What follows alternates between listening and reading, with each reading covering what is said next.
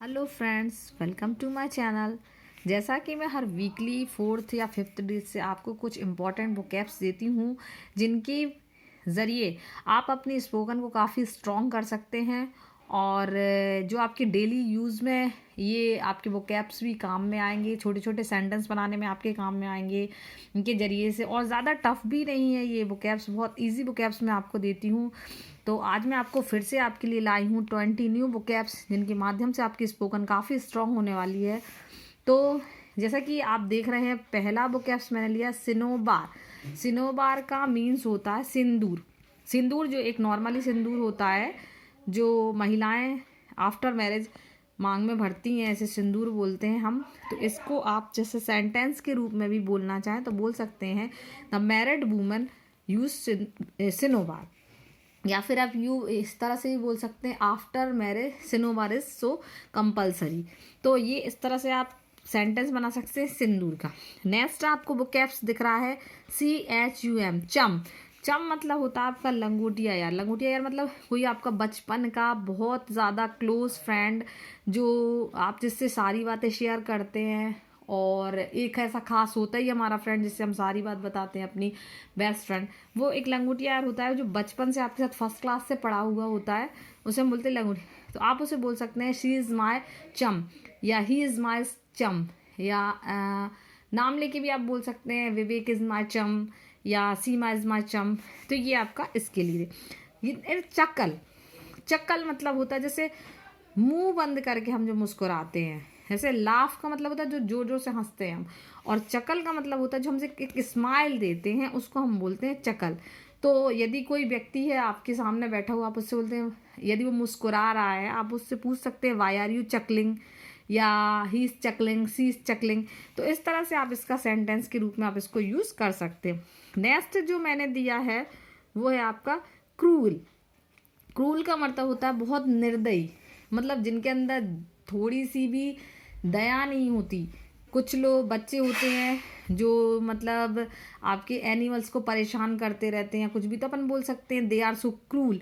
या आप इनको जैसे कुछ टेररिस्ट होते हैं जिन्हें जरा सा भी नहीं लगता, मतलब कितने लाखों लोगों की वो जान ले लेते हैं, कुछ भी तो आप बोलते हैं the terrorist are so cruel. Short nap. Next जो वो कैप्स आपको दिख रहा है वो है शॉर्ट नैप। शॉर्ट नैप का मतलब होता है छोटी नींद। मतलब एक थोड़ी देर को आपकी झपकी लग गई, थोड़ी देर को आप सो लिए, उसको बोलते हैं शॉर्ट नैप। तो आप इसको इस तरह से बोलते हैं, some time when I am tired I take short nap, या means in my office for some time I take short nap, या छोटी नींद लेता हूँ मैं। प्रोफाउंड यानी आपका मतलब होता है गहरा। जैसे कोई चीज़ बहुत गहरी हो, जैसे आपका कोई कुआं है, कोई गड्ढा है, कुछ भी ऐसा है आपका, तो आप उसको बोलते हैं that well is so profound, बहुत ज़्यादा गहरा ये कुआं है। मिस्ट। मिस्ट का देखिए दिख रहा है साफ साफ कोहरा। कोहरा मीन्स अभी विंटर सीजन चल रहा है, तो सुबह के टाइम, मॉर्निंग के टाइम जब हम उठते हैं उस टाइम पे हम मिस्ट देखने मिलता है चारों तरफ, और कुछ दिखाई नहीं देता, बहुत ज़्यादा बिल्कुल धुआं धुआं रहता है, उसको हम बोलते हैं मिस्ट। तो आप इसको सेंटेंस के रूप में बोल सकते हैं, in winter season we see the mist. And ये भी बोल सकते हैं the winter season lots of areas are we see the lots of area we see the mist. बहुत ज़्यादा कई जगहों में हम बहुत ज़्यादा कोहरा देखते हैं। देखिए ये बहुत इम्पॉर्टेंट वोकैब्स है। हम बोलते हैं हालांकि, बल्कि, फिर भी। ये इस तरह की जो आप बात बोलते हैं, हालांकि, बल्कि, फिर की। नेवरथलेस, नेवरथलेस, नेवरदलेस भी बोल सकते हैं इसको, नेवरदलेस। नेवरथलेस मीन्स आप इसका सेंटेंस इस तरह से बना सकते हैं, he is lazy nevertheless he do hard work. वह मतलब लेजी तो है, आलसी है, पर फिर भी वो हार्ड वर्क करता है। नेक्स्ट हम ले लें मिसगिव। मिसगिव का मतलब होता है किसी पे संदेह करना, मतलब वैसा संदेह करना जैसे आप किसी पे डाउट करते हैं, बार बार उसको उस चीज़ के लिए टोकते हैं, शक करना टाइप का, इससे आप बोलते हैं मिसगिव। तो आप ये बोल सकते हैं डोंट मिसगिव ऑन मी, मतलब मेरे ऊपर संदेह मत करो, या आई कांट मिसगिव ऑन हिम, मैं उसके ऊपर संदेह नहीं कर सकती। तो छोटे छोटे सेंटेंस आप अपने अकॉर्डिंग बना सकते हैं। और वैसे भी इतने दिन से मैं वीडियो अपलोड कर रही हूँ तो थोड़ा बहुत तो आप इंग्लिश बोलना सीख ही गए होंगे, तो इस तरह के सेंटेंस आप बना लेंगे। वेल, वेल का मतलब होता है घूंघट। वही घूंघट होता है जो लेडीज अपनी साड़ी के पल्लू से लेती हैं, उसी घूंघट को हम वेल बोलते हैं। तो आप देखते हैं कई घरों में आज भी मतलब आप जैसे मॉडर्न एरा है, बट बहुत सी जगह हम देखते हैं कि लेडीज़ आज घूंघट में हैं। बहुत से गांव में जब जाके देखते हैं, बहुत सी लेडीज़ आज घूंघट यूज़ कर रही हैं। जेंट्सों के सामने, हर किसी के सामने, बड़ों के सामने वो उस तरह का घूंघट लेती हैं नीचे तक, और उनको कुछ भी दिखाई भी नहीं देता शायद उसमें। तो वो वाला जो होता है उसको हम घूंघट बोलते हैं। तो आप इसको बोल सकते हैं lots of womens nowadays they are using veil, या number of women still they are using, अभी भी दे आर यूजिंग वेल। स्टैंटर, स्टैंटर का मीन्स होता है तेज बोलने वाला।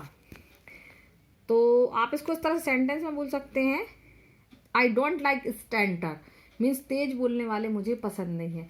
या पर्सन हु आर स्टैंटर, I just always hate him, मतलब जो पर्सन बहुत जोर से बोलते हैं मैं उनसे हेट करती हूँ, नफरत करती हूँ। स्टैंटर person are always bad, means हमेशा ही स्टैंटर पर्सन्स खराब होते हैं। या इस तरह से कुछ भी आप अपने मन से सेंटेंस बना सकती हैं स्टैंडर्ड के लिए। आपको मालूम है कि जो तेज बोलता है, बहुत लाउड बोलता है, मतलब उन कुछ व्यक्ति रहते हैं उनको आदत ही नहीं है स्लो बात करने की, उनको बस जोर जोर से चिल्ला के बात करना, तो that person we called standard. Curtain, curtain आपका पर्दा है। यही पर्दा जो हम घरों में पर्दे डालते हैं, जो डोर पर डाले जाते हैं, उनको हम बोलते हैं कर्टेन। तो आप इस तरह से बोल सकते हैं कि now days different types of curtains are available in market and some 3D curtains are also available। तो कुछ भी आप बना सकते हैं, I like that types of curtain, या net curtains are also running in market। तो कुछ भी आप अपना अकॉर्डिंग, ये कर्टन का आपको मालूम है कि कर्टन का मतलब है पर्दा, वही पर्दा जो हम डोर पर यूज़ करते हैं, विंडोज़ पर यूज़ करते हैं। नेक्स्ट जो हमारा वोकैब्स है वो स्टॉबर, यानी पशुओं का चारा। तो I have one cow, I give her stover, ये भी आप सेंटेंस बना सकते हैं। या I have one buffalo, I give her stover. या my pet animal, she takes, या he takes, it takes, sorry जानवरों के लिए आप इट लगाएंगे, इट टेक्स स्टॉबर। कुछ भी आप स्टॉबर का ये सेंटेंस बना सकते हैं, बस आपको मीनिंग पता होनी चाहिए, आप कुछ भी बना सकते हैं। वीप, देखिए वीप का मतलब भी रोना होता है और क्राई का मतलब भी रोना होता है, पर वीप आप उस समय यूज़ करते हैं जो हम शांति से सिर्फ आंसू बहा के रोते हैं, वो वीप के अंतर्गत आता है। क्राई का मतलब होता है जो चिल्ला चिल्ला के जो बच्चे रोते हैं, उनको हम क्राई में लेते हैं कि cry, he is crying, she is crying. अब वीपिंग मतलब जैसे लेडीज़ होती हैं इतनी चिल्ला चिल्ला के वो नहीं रोती हैं, तो इस तरह से बीप, सी इज़ बीपिंग या ही इज़ बीपिंग। एंड आप इसका ये सेंटेंस भी बना सकते हैं कि when I M panic, when I'm panic, I started weeping। Rag यानी क्रोध, देखिए एंग्री मतलब भी क्रोध या गुस्सा होता है, लेकिन जो रेज के अंतर्गत आता है, रेज वो क्रोध होता है बहुत ज़्यादा गुस्सा, जो मतलब जब इंसान एकदम आग बबूला टाइप का हो जाए, मतलब बहुत ज़्यादा गुस्सा आ रहा है आपको किसी चीज़, तो अपन बोल सकते हैं वाई आर यू रेजिंग, या he is raging. Rage is a very bad habit, मतलब बहुत ज़्यादा गुस्सा करना बहुत गंदी आदत होती है।